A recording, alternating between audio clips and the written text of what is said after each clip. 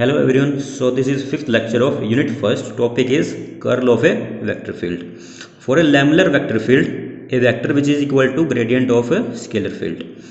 For such vector field, the line integral around a closed path of any shape is 0. However, in physical problems, we come across several other fields, for example, magnetic field due to a wire carrying steady current, for which the line integral is not 0, but has a definite value. Such field cannot be expressed as the gradient of scalar function, so that curl is an important property for these more general field. Let us consider a very small region of a non-lamellar field A vector, in which the lines of flow are represented by arrow as shown in this figure. We have taken small region of the field so that lines of flow may be regarded as straight and parallel. Let us now place a small plane rectangular area ABCD in such a field. When the area is everywhere perpendicular to the field as shown by the position ABCD. तो ABCD की position कुछ ऐसी है और A vector की position ऐसी है. इसमें इट मीन्स जो A वेक्टर होगा वो ABCD के हर साइड के परपेंडिकुलर होगा. The vector field is perpendicular to each side of the rectangle so that component of the field along each side of the rectangle is 0. It means जो line integral होगा a dot dr उसको solve करेंगे तो a dr cos theta, theta is equal to 90 and cos 90 is equal to 0. That's why this value is equal to 0. Therefore, the line integral around the path ABCD will be 0. However, when the rectangular is put parallel to the flux line as shown by the position A dash, B dash, C dash and D dash, it means जो हमने rectangular लिया था अब उसको 90 degree rotate कर दिया. It means जो A vector होगा दो साइड के पैरेलल होगा और दो साइड के परपेंडिकुलर होगा. वो कैसे होगा? The sides A dash, D dash and B dash, C dash are still normal to the field. A dash, D dash, B dash और सी डैश अब ये ए वेक्टर के परपेंडिकुलर होगा. इट मीन्स जो लाइन इंटीग्रल होगा along these sides will be 0, but the line integral along the sides A dash, B dash and C dash, D dash इसके ये parallel होगा. It means theta is equal to 0 and cos 0 is equal to 1. It means so the value of line integral of the field around the boundary A dash, B dash, C dash and D dash will be non zero. Hence, the value of this maximum line integral per unit area is called as curl or rotation of the vector field.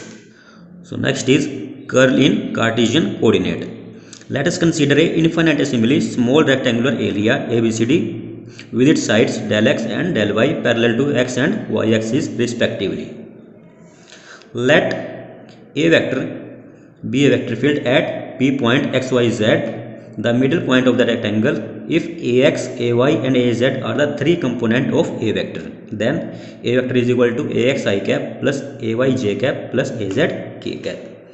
So the component of a vector at the sides of the rectangular area ABCD are written as, it means value किसकी निकालनी है यहाँ पे ax dash की, ay dash की, ax double dash की और ay double dash की.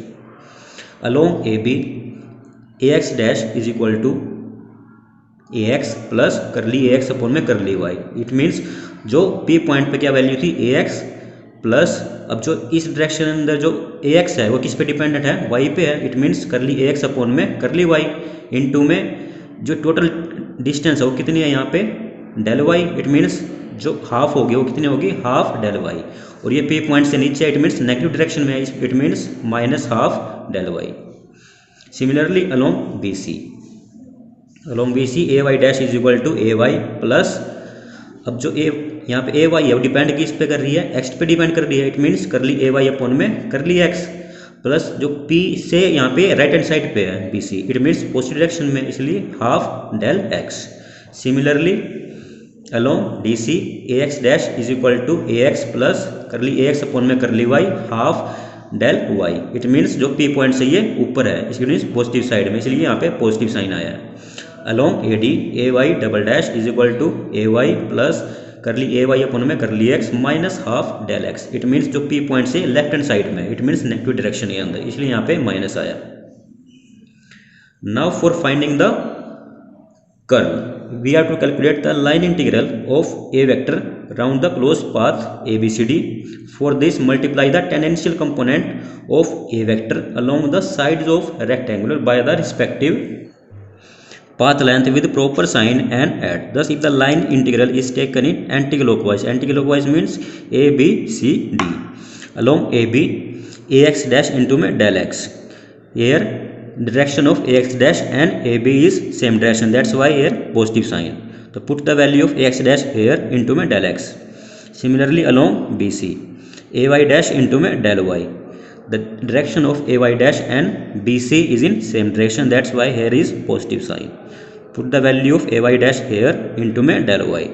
Along CD, AX double dash into में minus del X. It means the direction of AX double dash and direction of CD is in opposite direction. That's why here is negative sign. Similarly, along DA, AY double dash into में minus del Y. Here, the direction of AY dash and DA is in opposite direction. That's why here is negative sign. यहाँ पे भी यही चीज़ बताई हुई है. The negative sign with del X and del Y is taken in the last two terms because the vector component and displacement are in opposite direction. Then adding the four terms, we get this equation. And solve this equation, we get this equation. So curly AY upon में curly X minus curly AX upon में curly Y into में del X del Y. Dividing this equation by area del X del Y, we get the value of line integral per unit area is equal to. अब इसको हम del X del Y से divide करेंगे तो ये term तो cancel out हो जाएगी और यहाँ पे क्या आ जाएगा, लाइन इंटीग्रल अपॉन पर unit area is equal to this value. तो करली AY अपॉन में curly X minus curly AX upon में curly Y in a direction normal to ABCD.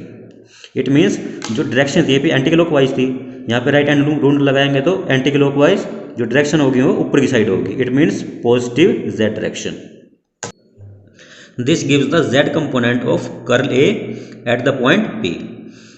Curl A vector dot K cap is equal to magnitude of curl A vector Z component is equal to curly AY upon में curly X minus curly AX upon में curly Y. Similarly हम X और Y direction में भी ये value निकाल सकते हैं. Now multiply these components of the curl by respective unit vector and adding we have curl A vector is equal to curl A vector magnitude X direction I cap plus curl A vector in Y direction J cap plus curl A vector in Z direction K cap. अब इनकी यहाँ पे value put कर देंगे, ये value आ जाएगी. This expression may be easily remembered by writing it in determinant form. Curl A vector is equal to I cap J cap K cap curly y curly x curly y curly y curly y curly z ax ay az. जब इस determinant को solve करेंगे तो हमें ये equation ही मिलेगी. Let us consider the vector product. Curl ए क्या है, यहाँ पे डेल क्रॉस ए ही है, तो हम इसको कार्टेशियन कोऑर्डिनेट के अंदर लिखेंगे. Del cross A is equal to del की वैल्यू पुट कर दी, क्रॉस प्रोडक्ट ए वेक्टर की वैल्यू पुट कर दी. अब इसकी मल्टीप्लाई कैसे करेंगे, फर्स्ट टर्म की मल्टीप्लाई करेंगे तीनों के साथ, पहले इसके साथ फिर इसके साथ फिर इसके साथ. सिमिलरली फिर सेकंड की करेंगे मल्टीप्लाई इसके साथ इसके साथ इसके साथ. सिमिलरली थर्ड की तीनों के साथ करेंगे. सो जब मल्टीप्लाई करेंगे तीनों को तो यहाँ पे 9 टर्म्स मिलेगी हम यहाँ पे. तो यहाँ पे वेक्टर फॉर्म जो वेक्टर्स के रूल्स है वो लगाएंगे. यहाँ पे I cross I is equal to J cross J is equal to K cross K is equal to 0. तो ये तीनों की वैल्यू यहाँ पे 0 होगी. और I cross J is equal to K cap and J cross I is equal to minus K cap. Similarly J cross K is equal to I cap and K cross J is equal to minus I cap. Similarly K cap cross I cap is equal to J cap and I cap cross K cap is equal to minus J cap.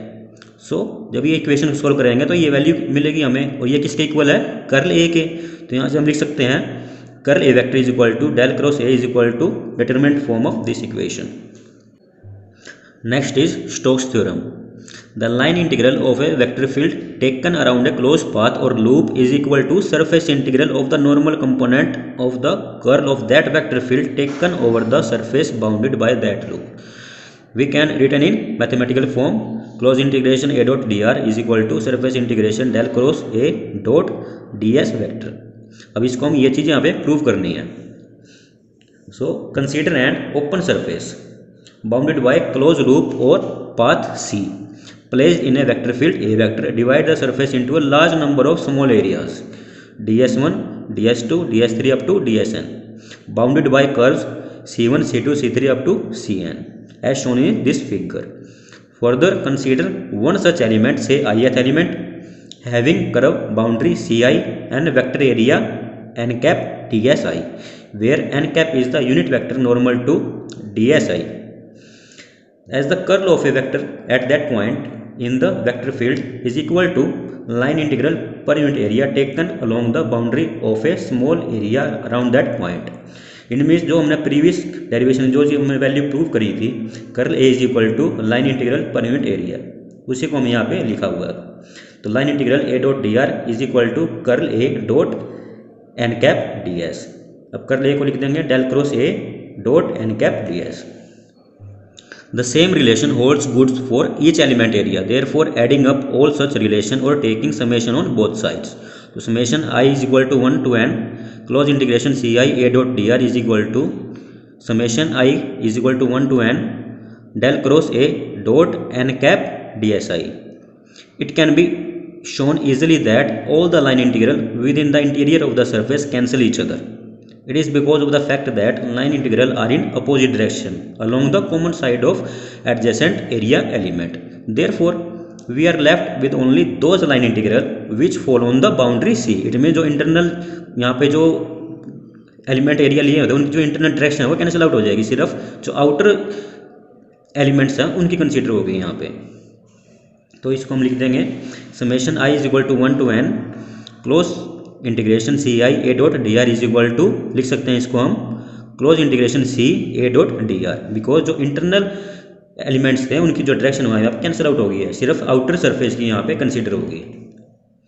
The summation on R H S of equation reduces to surface integral if n approaches to infinity so that D S I approaches to 0 but surface area remains constant.